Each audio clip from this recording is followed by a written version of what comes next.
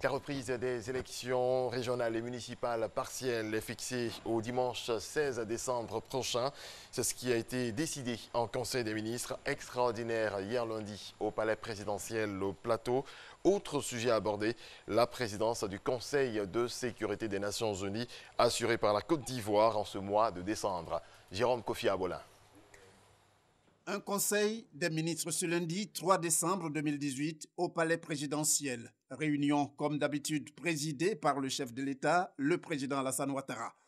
Au menu de cette rencontre, la reprise du vote dans certaines localités où les récentes élections régionales et municipales sur le territoire ivoirien se sont déroulées avec beaucoup de difficultés et le déplacement du président de la République à New York, aux États-Unis au sujet de la présidence de la Côte d'Ivoire au Conseil de sécurité de l'ONU.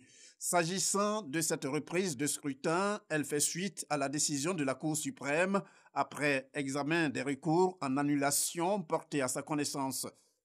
Ce décret convoque les collèges électoraux à la date du dimanche 16 décembre 2018 en vue des élections partielles des conseillers régionaux et des conseillers municipaux.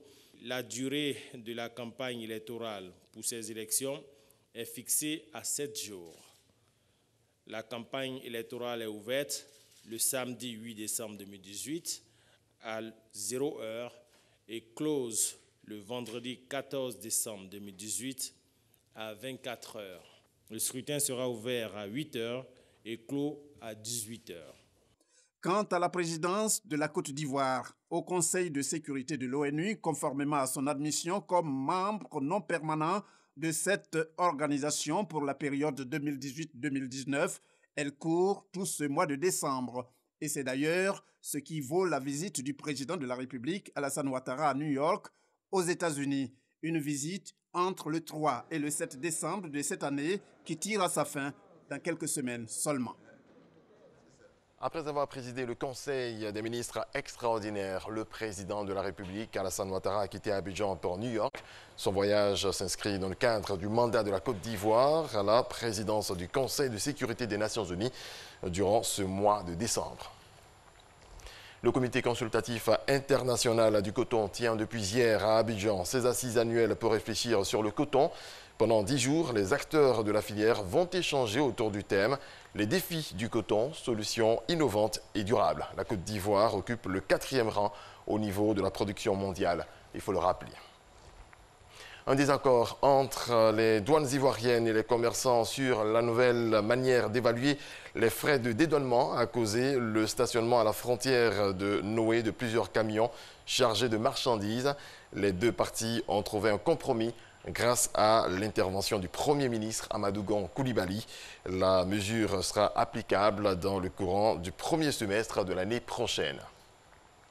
Et puis on termine ce point d'information par cette triste nouvelle. L'ancien ministre ivoirien de l'enseignement supérieur et de la recherche scientifique, professeur Seri Bailly, est décédé dimanche à Abidjan à l'âge de 70 ans. Il était vice-président de l'Académie des sciences, des arts, des cultures d'Afrique et des diasporas africaines. ASCAD, Seri Bailly laisse une veuve et 6 enfants. Issa Yeo, Marilo Nguessan. L'éminent professeur Seri Bailly Zakari s'en est allé. Il ne s'exprimera plus. L'homme des lettres et de culture a rangé définitivement la plume à l'âge de 70 ans. Ce dimanche 2 décembre, l'ancien ministre, l'ancien député, l'académicien a quitté le monde des vivants. C'est père de l'ASCAD. L'Académie des sciences, des arts, des cultures d'Afrique et des diasporas africaines sont sous le choc. Le professeur avait une capacité de pondération, d'équilibre, à la fois dans l'expression mais dans les idées. Jamais d'extrémité, jamais d'excès. Et ça, c'est difficile.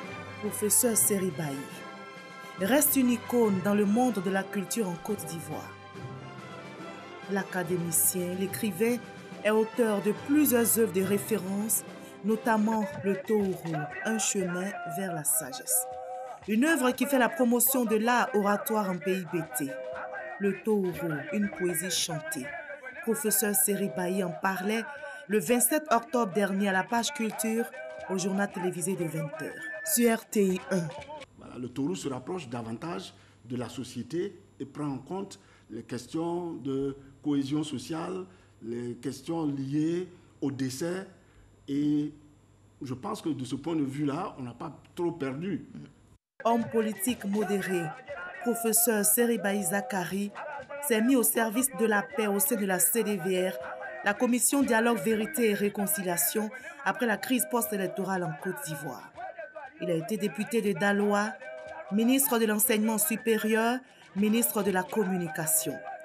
La mort, la grande faucheuse, hélas, l'arrache à l'affection des siens. Il laisse derrière lui une veuve et 6 enfants. C'était un commentaire de Marie-Laure Goran. Merci à toutes et à tous de votre attention. On se retrouve à 6h30.